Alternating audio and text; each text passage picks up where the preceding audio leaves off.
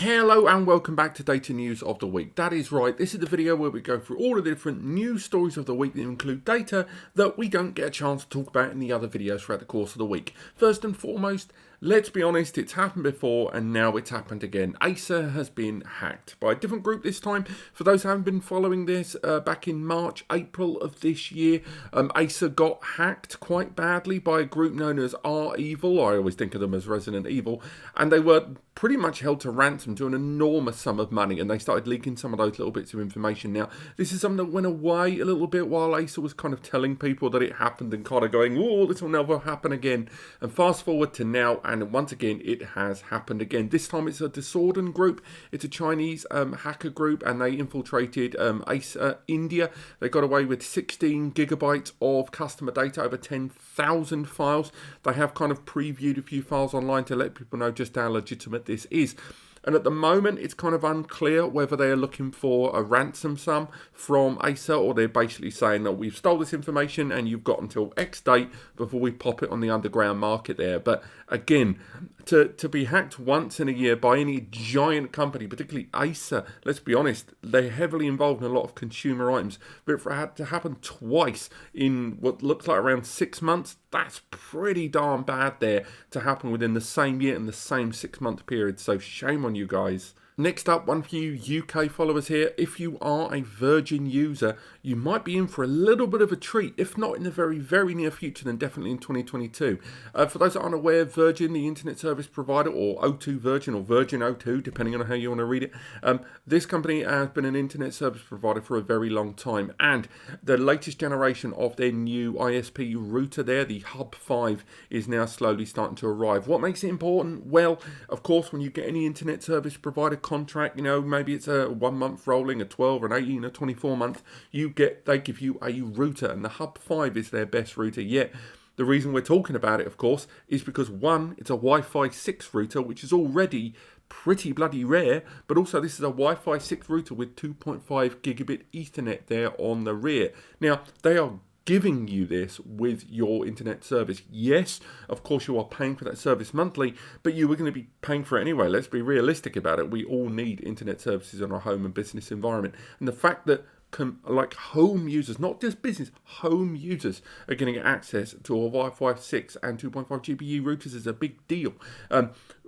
Largely because the number of modern devices released in the last 18 months, 24 months, the most top tier releases there for consumer items have been Wi-Fi 6 enabled, either AX or even Wi-Fi 6E in some cases. So this is a big, rather aggressive move from Virgin here in terms of internet service provider kind of hardware to the consumer user. And I really hope this pushes pretty much all of the other ISPs out there, not just UK but globally, to start really thinking about what the base level routers should be. And hopefully this will push the quality of those ISP routers up even higher. Next, following up a story that kind of really bubbled to the surface back in August, the merger between WD and Kioxia, this has kind of stalled a little bit. For those that aren't aware, way back in the 3rd or 4th week of August, there was talks of a merger between them somewhere around the cost to at least WD of around $20 billion. It was going to be a stock transition, so it wasn't really going to be money so much as stock holdings.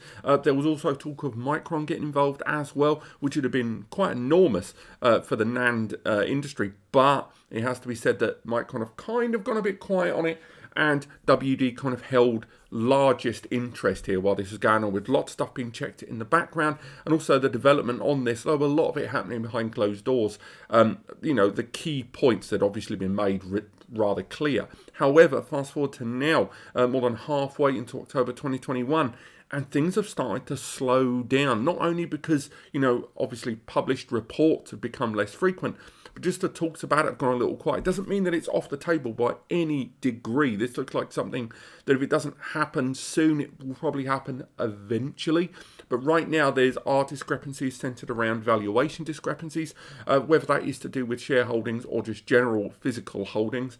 And then there are questions about Japanese government. The Japanese government actually kind of given the seal of approval on this. I know there's a lot of stuff about Monopolies Commission that we have here in the UK and other parts of the world. And this is kind of linked to that. If you look at the market share, if this Kioxia and WD merger happened, they would hold to, if not than more than a third of the entire NAND production industry.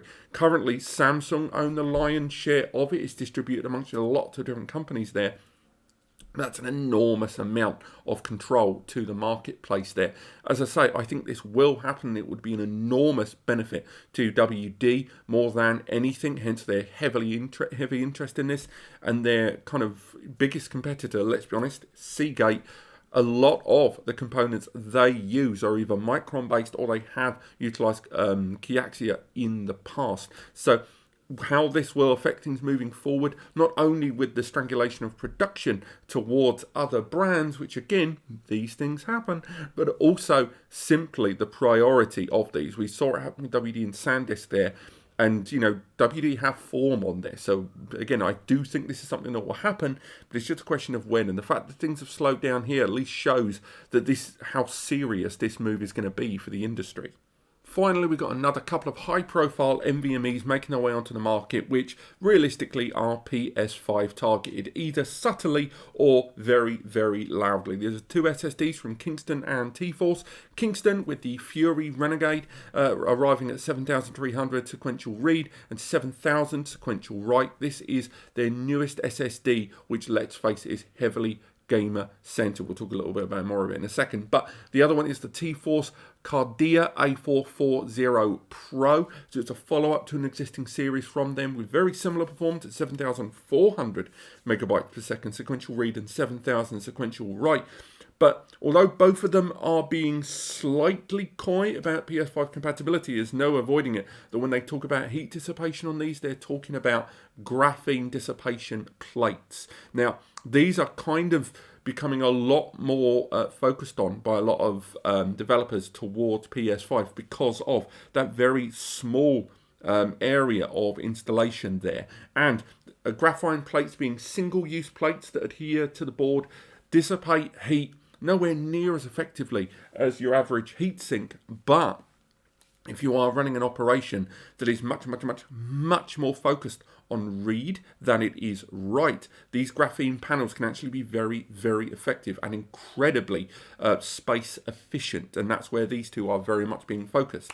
And they both arrive with over 1 million reported read IOPS, both of them taking advantage, from what I can see, of 176 layer 3D TLC NAND with a drive writes per day of 0.3 there on the Kingston and 0.5 on the TForce drive there, and both arriving up to a staggering 4 TB capacity on these drives. Now, again, neither one of them carry PS5 branding. Neither one of them are, publishing PS5 on their pages in any logo form.